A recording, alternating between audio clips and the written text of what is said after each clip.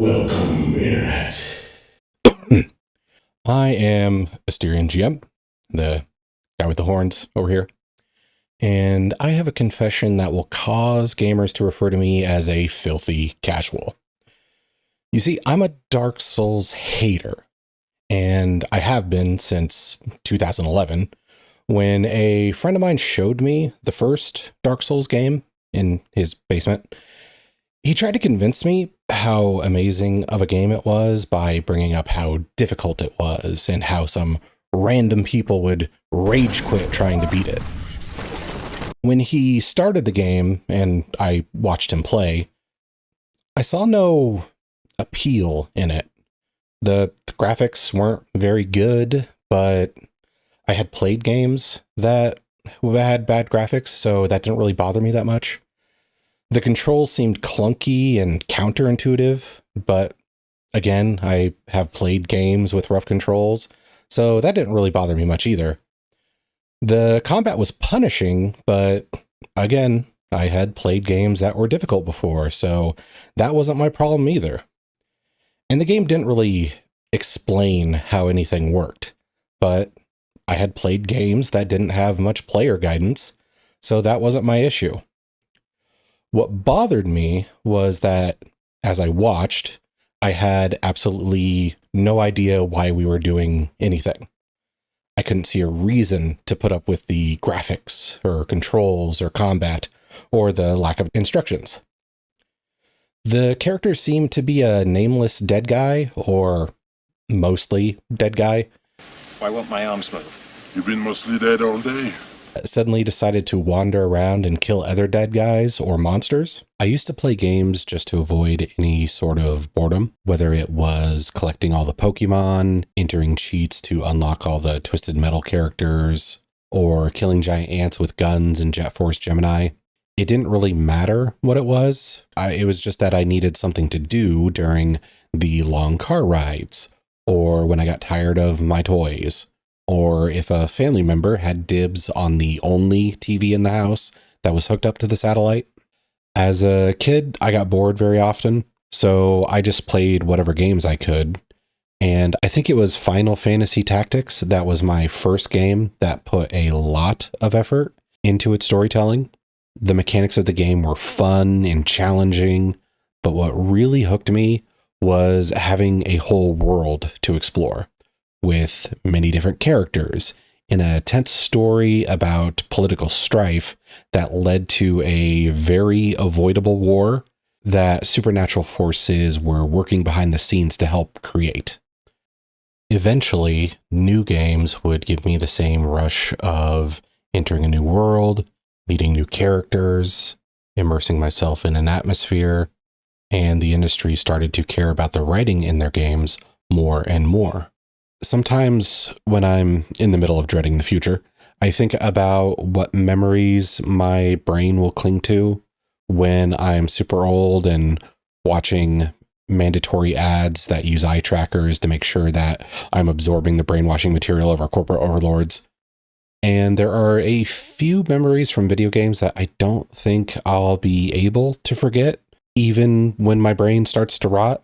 Not like internet brain rot, but when I've forgotten more things than I can remember. I can see myself remembering how I felt when Commander Shepard had his final confrontation with Saren in the Mass Effect universe, and how crazy it ends if you make the speech checks, or how it felt to finally talk to Andrew Ryan face to face in BioShock and have all the shocking revelations that followed. Or how I felt having a snowball fight with Ciri in Witcher 3 and being able to help her not feel the weight of the entire world on her shoulders for just a few minutes. Having moments like these in games suddenly became a pivotal factor for me when I decided what games I liked and which ones I hated. Games like these are probably the reason why I became a D&D dungeon master for several years and a game master for other TTRPGs for additional years. So Dark Souls was pretty much an abomination to me. An extremely loved and popular game that had almost no storytelling in it or characterization, just the implications of storytelling. And it kept getting more and more popular, especially when the sequels were coming out and all the fans of the game would talk about it both online and the few people I knew in real life who loved it. My hate for the game was probably made worse by the amount of praise that I would hear. It's how a lot of people felt when Baldur's Gate 3 came out and it pretty much demolished every game awards for that year. And then a bunch of gamers were pissed that some game that they never heard of beat the game that they believed was a sure thing. I remember being such a hater that in 2016, I absolutely reveled in the fact that Dark Souls 3 wasn't even nominated for Game of the Year, and this happened. Here it is. The Game of the Year at the Game Awards 2016 is Overwatch.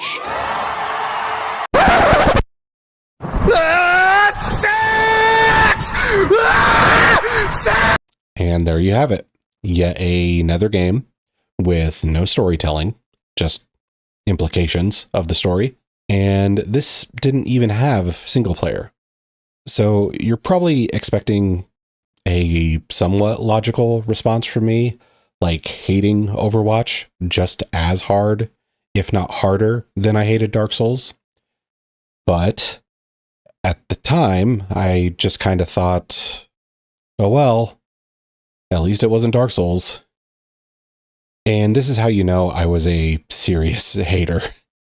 My dislike of Dark Souls reached the point where I forgot my reasons for hating it, and I just hated it for the sake of hating it.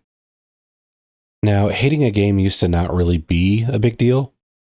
For instance, I have never gone online and bashed a game that I hated for the purpose of ruining that game for other people. But now it seems like it's becoming more and more common for people to gather online and try to convince others to hate a game before it's ever even released for grudges that seem personal. Sometimes it's for reasons I understand, like the company is adding some super scummy monetization to the game, or because they release it in a state that could actually harm your console or PC. Recently, though, it seems that the new normal is hating it for reasons that I can't really understand.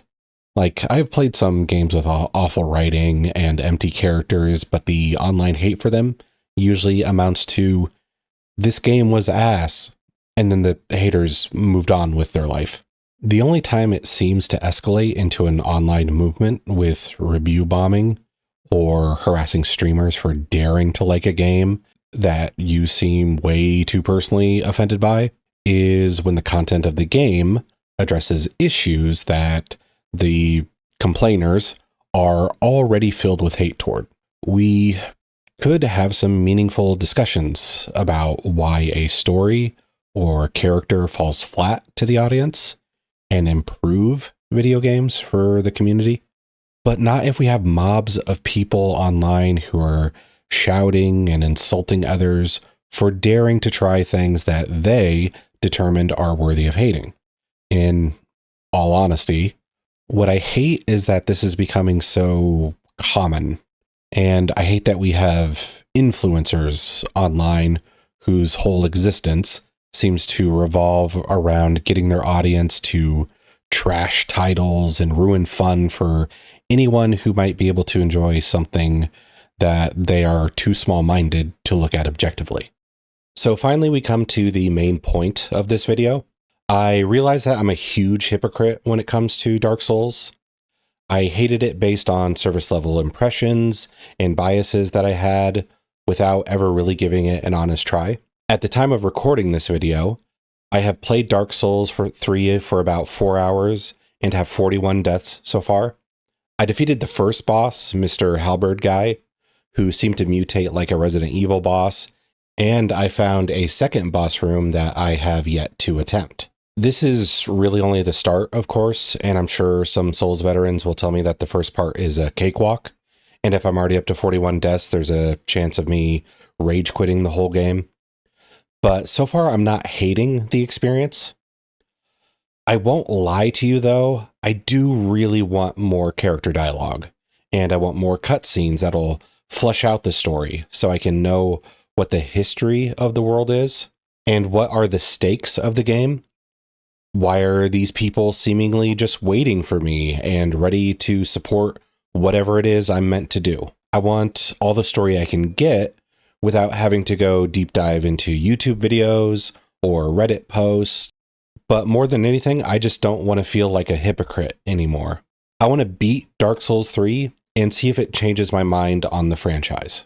I can't really say if my motivation of not wanting to be a hypocrite is enough to get me through the game, but I am determined to make it happen. So I have actually started streaming Dark Souls 3 and will be uploading the VODs to my VOD channel. If you're interested, the link should be down below this video. And when I finally beat Dark Souls, I might do a final thoughts video to talk about how my viewpoint has changed or just maybe shifted a little. If you would like to see that video, be sure to like and subscribe or follow me on Twitch. Let me know that you're wanting to see the thoughts and opinion of a Dark Souls hater after finally giving the game a shot. That is, if you don't mind watching a hypocrite play a game. All right. Thanks everybody for watching. See you in the labyrinth.